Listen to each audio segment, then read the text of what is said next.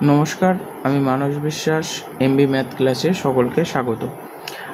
আমরা আজকে যেটা ফিল আপ করবো সেটা হচ্ছে সাতটা ছায়া এবং 10 ইয়ার্সের যে যত ধাতুবিদ্যা থেকে যত রকমের প্রশ্ন হয় সেগুলো ফিল আপ করবো আজকে আমরা। চলো তো ফিল আপ করা যাক। প্রথম প্রশ্ন, যে ধাতু সংকরের মধ্যে কার মধ্যে জিঙ্ক বর্তমান? ধাতু সংকরের মধ্যে যেটাই জিঙ্ক বর্তমান সেটা হচ্ছে পিতল। পিতলের মধ্যে কি থাকে? জিঙ্ক থাকে। আচ্ছা, লোহার আকরিক রেড হেমাটাইটের সংকেত? রেড হেমাটাইটের সংকেত হচ্ছে Fe2O3। ডুরালোমিনে থাকে না হচ্ছে নিকেল। নিকেলে ডুরালোমিনে থাকে না। নিচের কোনটি জিঙ্কের আকরিক জিঙ্ক ব্লেডের সংকেত? মনে রাখবে, জিঙ্ক ব্লেডের সংকেত হচ্ছে ZnS, জিঙ্ক ব্লেড। জিঙ্ক সালফাইডের আকরিক হচ্ছে জিঙ্ক ব্লেড। থার্মিক পদ্ধতিতে বিজারক হিসাবে ব্যবহৃত হয় অ্যালুমিনিয়াম। তীব্র ইলেকট্রোপজিটিভ ধাতু নিষ্কাশনে ব্যবহৃত হয়, সেটা হচ্ছে তড়িৎ বিচারণ পদ্ধতি। অ্যালুমিনিয়ামের আকরিক বক্সাইটের সংকেত Al2O3 2H2O, option C. Calamine নিচের কোন ধাতুর আকরিক? ধাতু হচ্ছে জিঙ্ক ধাতুর আকরিক হচ্ছে ক্যালামাইন। থার্মিক পদ্ধতিতে ব্যবহৃত FeO2 এর ওজনের অনুপাত জানা আমরা 3 ভাগ আর 1 ভাগ নেই, তাহলে উত্তর কি হবে? 3:1, 3 ভাগ আর 1 ভাগ নেওয়া হয়। মরিচা হলো কার সংকেত? মরিচা হলো একটি ড্যাশ প্রক্রিয়া, সেটা হচ্ছে রাসায়নিক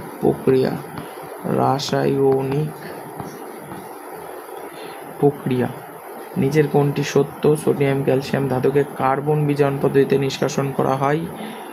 একদমই ভুল বলেছে, 1 নম্বরটা হচ্ছে মিথ্যা। ইলেকট্রন হলো ম্যাগনেসিয়াম ও জিঙ্কের ধাতু সংকর। একদম সঠিক তথ্য দিয়েছে, ম্যাগনেসিয়াম ও জিঙ্কের ধাতু সংকর। অ্যালুমিনিয়াম একটি আকরিক ও সংকেত লেখো। আচ্ছা, অ্যালুমিনিয়ামের আকরিক ও সংকেত। আচ্ছা, অ্যালুমিনিয়ামের আকরিক হচ্ছে 1 নম্বর প্রশ্নের, সেটা হচ্ছে অ্যালুমিনিয়ামের আকরিক বক্সাইট।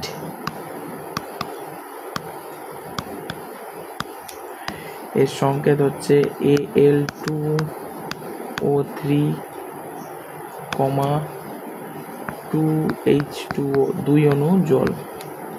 Al2O3 2 অণু জল।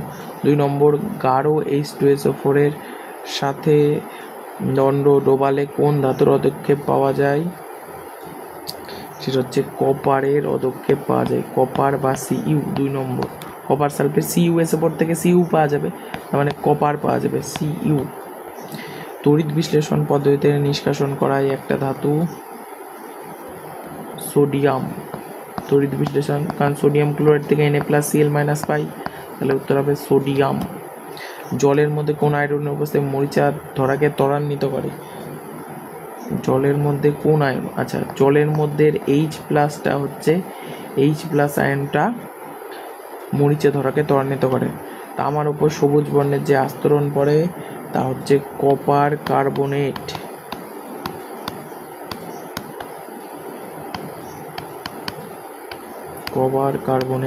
এই সংকেতটা কঠিন, এটি কপার কার্বনেট বললেই হবে, কারণ কোন আস্তরণ চেয়েছে, সংকেত চাইনি। এবার চলে আসি, কার্বন বিজারণ পদ্ধতিতে প্রস্তুত হয়, এই ডান দিক বাঁ দিক মেলাতে হবে। আচ্ছা, এটাকে একটু নামিয়ে নিই, তাহলে তোমাদের বুঝতে সুবিধা হবে। চলো, কার্বন বিজারণ পদ্ধতিতে প্রস্তুত হয়, এগুলো ডান দিক বাঁ দিক মেলানো। কার্বন বিজারণ পদ্ধতিতে হয় হচ্ছে জিঙ্ক, একদম লাস্ট অপশন জিঙ্ক। থার্মিক পদ্ধতিতে যেটা ব্যবহার করা হয়, ব্যবহার করা হয় অ্যালুমিনিয়ামের জন্য। অ্যামালগাম জানি, অ্যামালগাম মানে ধাতু সংকরের মতোই পারদ সংকরে পারদ থাকবে, অর্থাৎ Hg থাকবে, Hg থাকলে পারদ সংকর। কাঁসাতে থাকে হচ্ছে টিন। অপশন মেলানো গেল। আচ্ছা, এইবার চলে আসি আমরা ছায়া প্রকাশনী যে প্রশ্নগুলো এসছে সেইগুলো এবার ফিল আপ করবো। ছায়া প্রকাশনী, চলো। গ্যালভানাইজেশনের জন্য কোন ধাতু ব্যবহার করা হয়? গ্যালভানাইজেশনের জন্য আমরা জানি জিঙ্ক ব্যবহার করা হয়।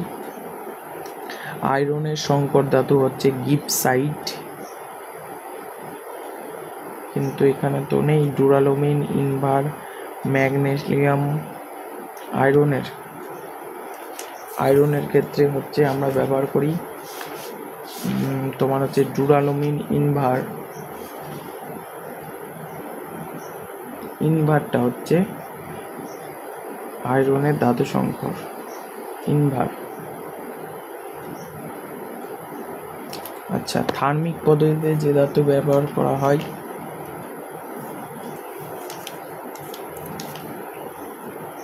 থার্মিক পদ্ধতি সেটা হচ্ছে অ্যালুমিনিয়াম। অতি সক্রিয় ধাতু হচ্ছে পটাশিয়াম। অ্যামালগাম সম্প্রদায় একটা উপাদান অবশ্যই কি হবে? অ্যামালগামে আমরা জানি পারদ হয়। অ্যামালগামের একটা উদাহরণ পারদ অবশ্যই হবে। রেড হেমাটাইটের সংকেত, রেড হেমাটাইটের সংকেত কি? FeO না Fe2O, কোনটা হবে? Fe2O, Fe3O4।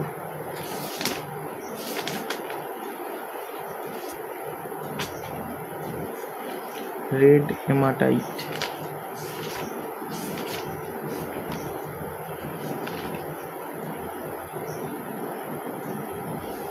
Red hematite Fe2O3, এইটা।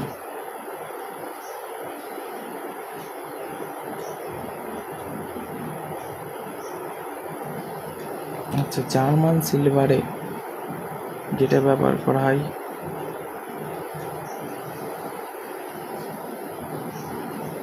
থার্মিক পদ্ধতিতে ব্যবহৃত হয়, এগুলো দেখতে হবে। জার্মান সিলভারের পরিমাণ কত? দেখো, আমরা আগেও জেনেছি জার্মান সিলভারে কোনো রকমভাবে সিলভার বা রূপো থাকে না, অর্থাৎ জার্মান সিলভারের পরিমাণ হচ্ছে 0%।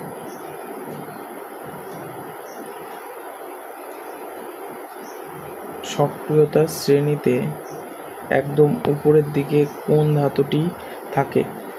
সক্রিয়তার শ্রেণীতে মনে রাখতে হবে সব উপরে যেটা থাকে সেটা হচ্ছে পটাশিয়াম। কে থাকে? এটা হচ্ছে পটাশিয়াম।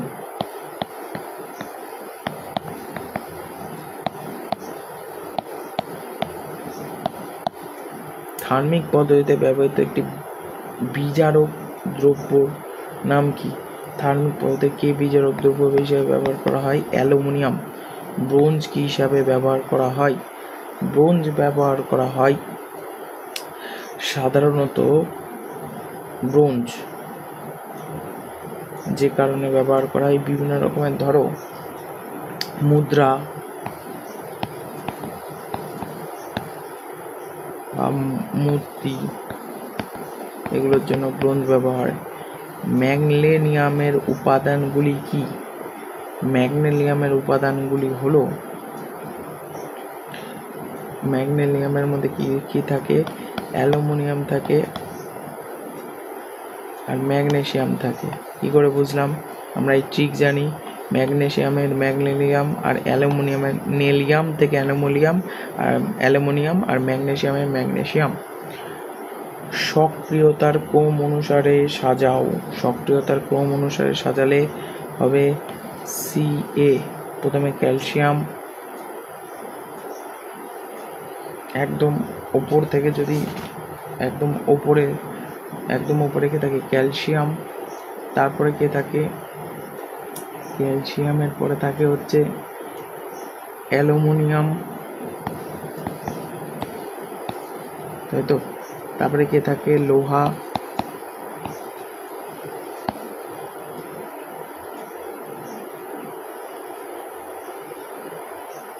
তারপরে কে থাকে? টিন। তারপরে কে থাকে? কপার। মরিচা কাকে বলে আমরা আগেও পড়েছি। মরিচা হচ্ছে বাতাসে একটি লোহাকে রেখে দিলে তার উপরে যে লালচে বাদামি রঙের আস্তরণ পড়ে তাকে বলা হয় মরিচা। কপার, কপারের সাথে কপার কার আকরিক? কপারের আকরিক হচ্ছে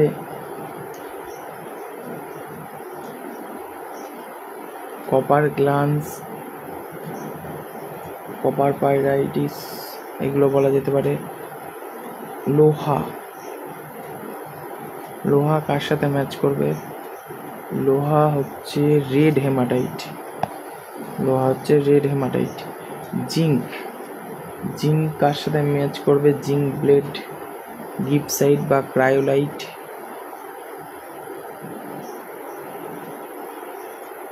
এর মধ্যে কিছু নেই, তবে জিঙ্ক, পিতল, জার্মান সিলভার, ক্যালামাইন, এগুলোর সাথে ম্যাচ করছে না। বক্সাইট, অ্যালুমিনিয়াম, অ্যালুমিনিয়ামের হচ্ছে বক্সাইট। কপার, কপারের ক্ষেত্রে কি হবে? কপার পাইরাইটিস,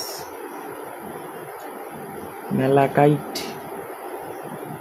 কপার হচ্ছে ম্যালাকাইট, আর জিঙ্ক হচ্ছে ক্যালামাইন।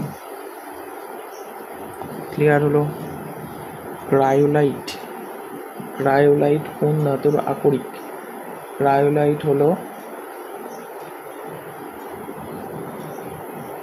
কোন ধাতুর আকরিক হচ্ছে ক্রায়োলাইট? এটা হচ্ছে অ্যালুমিনিয়ামের আকরিক হচ্ছে ক্রায়োলাইট। আচ্ছা, সক্রিয়তার সাথে সবচেয়ে নিচে অবস্থিত গোল্ড, AU। সক্রিয়তার মাঝামাঝি স্থানে থাকা ধাতুগুলি যে পদ্ধতিতে নিষ্কাশন করা হয় তা হলো শতবিজারণ।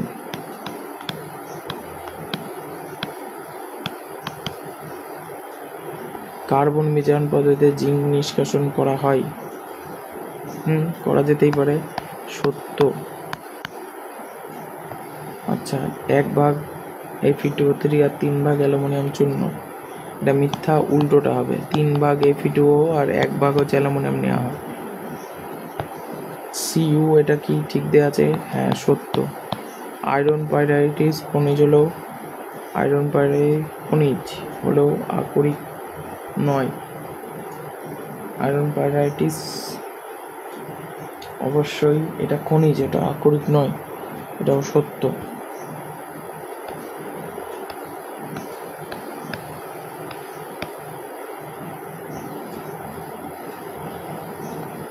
যে প্রশ্নগুলো পরীক্ষায় এসছে সেই প্রশ্নগুলো একটু দেখে নাও।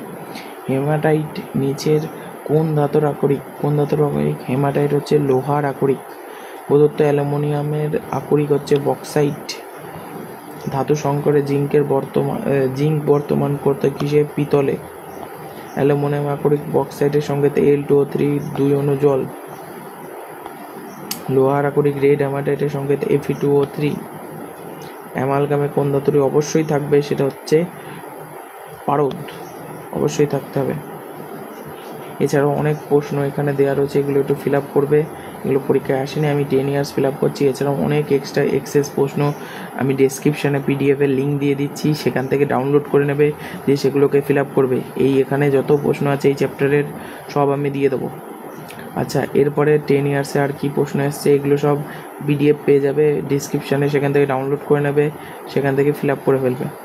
আচ্ছা, 10 ইয়ার্সে এর বাইরে আলাদা কিছু প্রশ্ন আসেনি, এগুলো বড় প্রশ্ন, এগুলো দেখে নিও, এগুলো সব পারবে। যেগুলো যেগুলো সমস্যা হবে আমাকে নিচে জানাবে, আমি করে দেব। এই কটাই এসছিল এবং কিছু বড় প্রশ্ন এসছে, দেখতে পাচ্ছ 2017, 17, 18 সালে, 19 সালে কিছু প্রশ্ন এসছে, এখানে 20 সালে, 22 সালে কিছু প্রশ্ন এসছে, এগুলো সব একটু ফিল আপ করবে। আজকে ভিডিওটা এই অবধি। প্রত্যেকটা এই ভিডিওর PDF-এর লিঙ্কটি ডিসক্রিপশানে পেয়ে যাবে, কোনো সমস্যা হলে জানিয়ে দেবে। দেখা হচ্ছে নেক্সট ভিডিওতে, নেক্সট টপিক নিয়ে আলোচনা করব সেখানে।